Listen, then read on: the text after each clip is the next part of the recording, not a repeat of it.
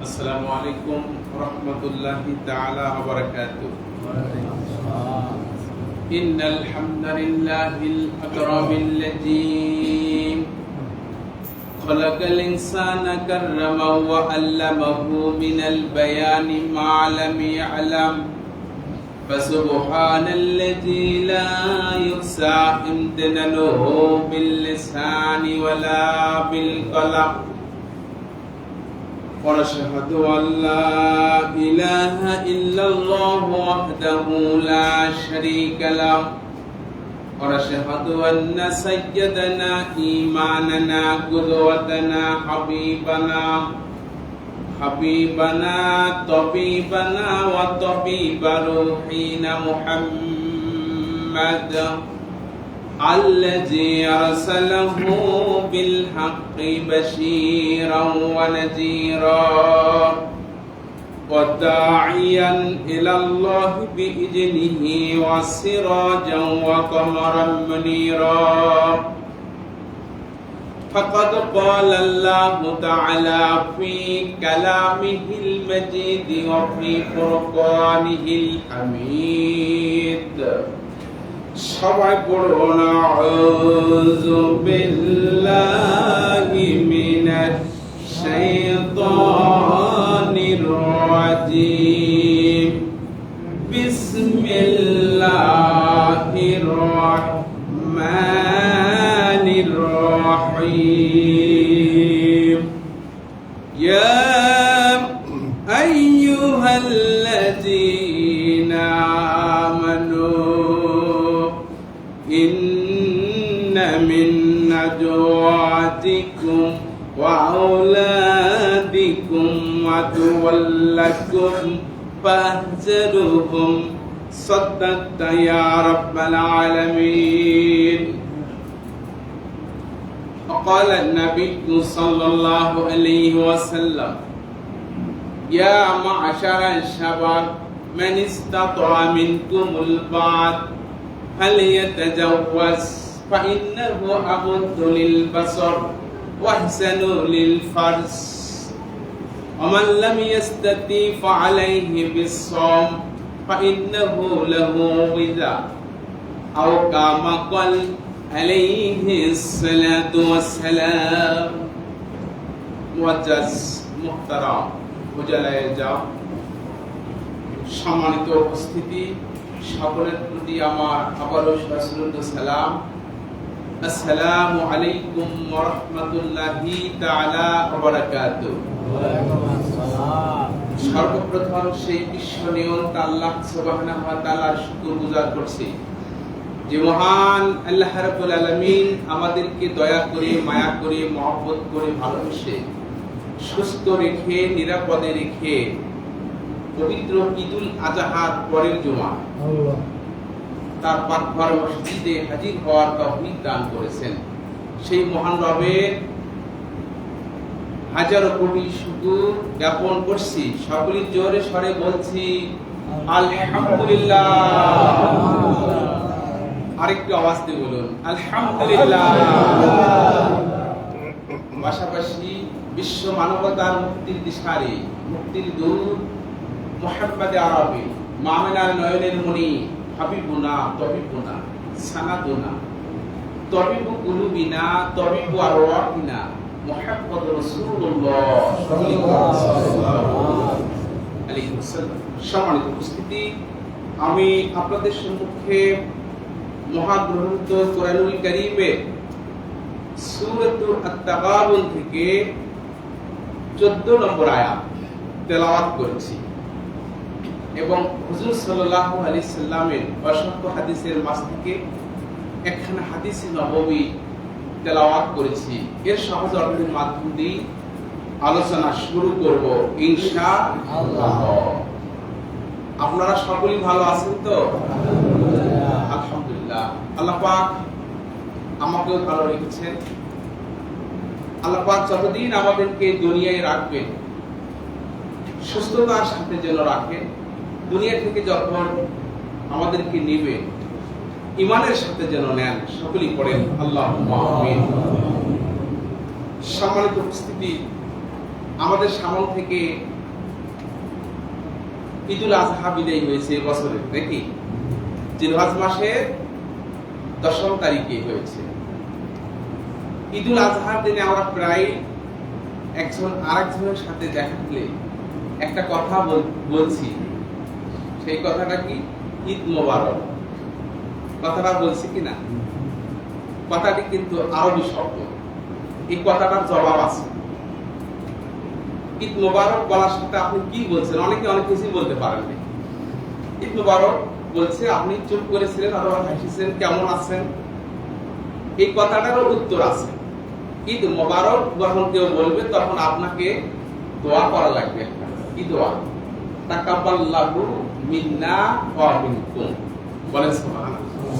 তাকাব্বালাহু মিন্না ওয়া মিনকুম অর্থ হলো আল্লাহ আমাদেরকে এবং তোমাকে কবুল করুন।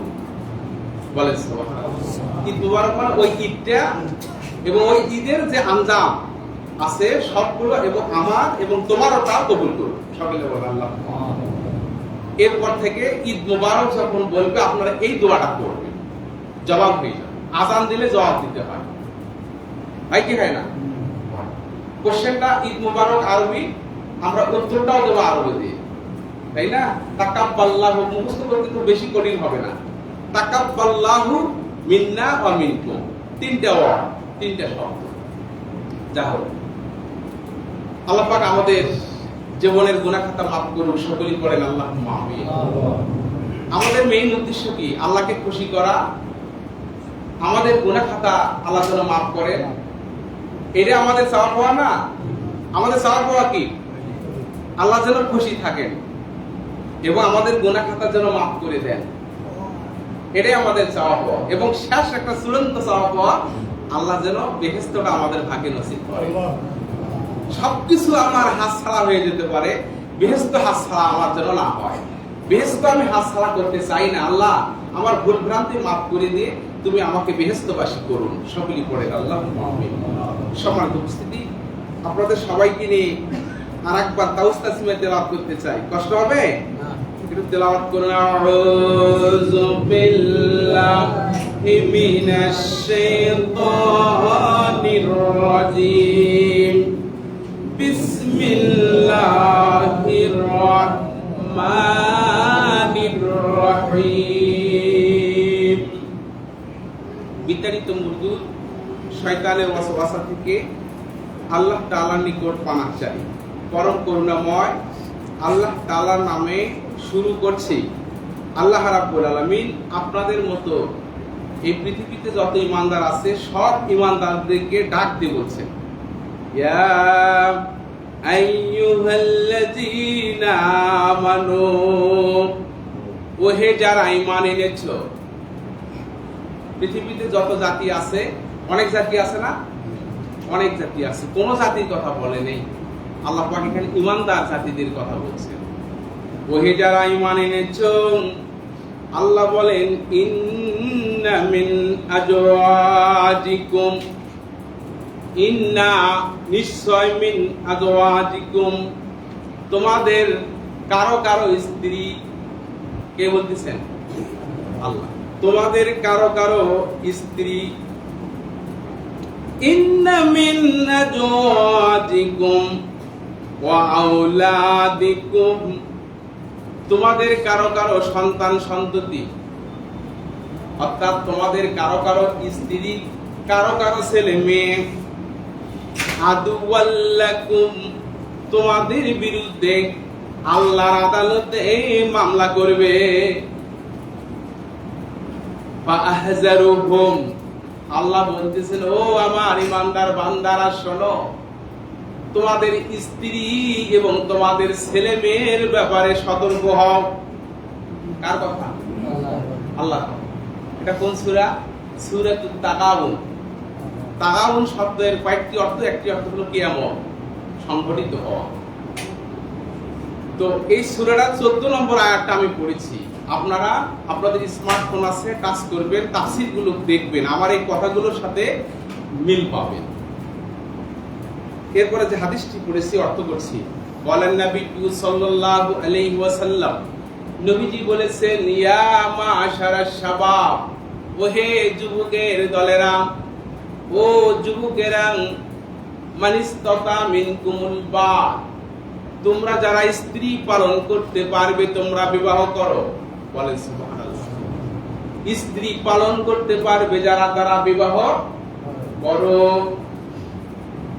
ওয়ামাল্লাম ইয়াস্তাতি, আর স্ত্রী পালন যে করতে পারবে না, ভরণ পোষণ দিতে পারবে না, তোমরা তোমাদের নফসকে দমন করার জন্য, তোমার কামভাবকে দমন করার জন্য রোজা রাখো। এই ছিল হাদিসটির অর্থ আর আয়াতের অর্থ। সম্মানিত উপস্থিতি, বিবাহ শাদী করা ইসলামী শরীয়তে সুন্নত না ফরজ না ওয়াজিব? বিবাহ শাদী করা ইসলামী শরীয়তে কি ফরজ। বিবাহ করা সুন্নত, কিন্তু স্বামী স্ত্রীর মিলন হওয়া ফরজ, অতএব ফরজ বিষয়। কি কথা ঠিক কি না? তো হাদিসটি কিন্তু একটা কথা বলছে। কথাটি হলো, ওহে যুবকেরা, যারা সামর্থ্য রাখো, পালন করতে পারবে, ভরণ পোষণ দিতে পারবে, তারা বিবাহ করো। স্ত্রীর কামাই খাবার জন্য আশা করে যারা যারা আছো, তাদেরকে বিবাহ করতে বলেনি। স্ত্রীর কামাই খাওয়ার কিছু লোক আছে, আছে না নাই? নিজে চাকরি বাকরি করে না, বউ চাকরি করে। হ্যাঁ, মেয়েরা চাকরি করতে পারবে। হয়তো বলবেন, হুজুর কি ঘটনা? মেয়েরা চাকরি শুধু নয়, সবই করবে। সেটা কোথায় কিভাবে করবে? ঠেকাই পড়লে সংসার চলে না। সংসার চলে না, এই সুবাদে সে চাকরি করতে পারবে। কি বলেন? কেউ কিছু করে দেওয়ার মতো নাই, হাট বাজারও সে করতে পারবে পর্দার সাথে। হযরত খাদিজাতুল কুবরা রাদিয়াল্লাহু তাআলা আনহার সাথে নবীজির বিবাহ হয়েছিল, হয়নি? বিবাহ হয়েছিল। বিশ্ব নবীজির সঙ্গে বিবাহের আগে উনি কি করতেন? ব্যবসা করতেন। কিন্তু আমার নবীজির সাথে যখন বিবাহ হয়ে গেছে, খাদিজা আর ব্যবসা করেনি। কি কথা বুঝতে পারলাম? খাদিজা দায় সারার লোক হয়ে গেছে, দায়িত্বশীল লোক যখন হয়ে গেছে, খাদিজা আর ব্যবসা করে নাই। এই জন্য নবীজি বলছেন, হে যুবকেরা, যারা ভরণ পোষণ দিতে পারবা, স্ত্রী প্রতিপালন করতে পারবা, তারা বিবাহ করো। যারা পারবা না, রোজা রাখো, বইয়ের কামাই খাওয়ার চিন্তা করো না। কি কথা ঠিক কি না? সম্মানিত উপস্থিতি, এই আয়াত এবং হাদিসের সাথে মিল রেখে ব্যাখ্যাকারে যে সময়টুকু আছে, কিছু কথা তুলে ধরবো। আপনাদের কি খারাপ লাগতেছে? আয়াতের অর্থ হাদিস শুনে খারাপ লাগতেছে কি? বড় জীবন ঘনিষ্ঠ আলোচনা, কিন্তু জীবন ঘনিষ্ঠ আলোচনা।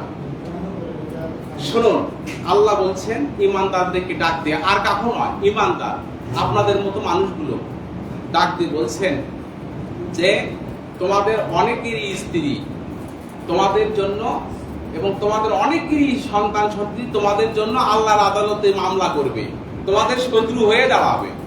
বলুন নাউযুবিল্লাহ মিন জালিক। আপনারা কি চান? আমি কি চাই? আমরা কেউ চাই না আমার বিবি আমার বিরুদ্ধে মামলা করুক আল্লাহর আদালতে। চাই? আমার ছেলে মেয়ে আমার বিরুদ্ধে আল্লাহর আদালতে মামলা করুক, আমরা কি কেউ চাই? কেউ চাই না। কিন্তু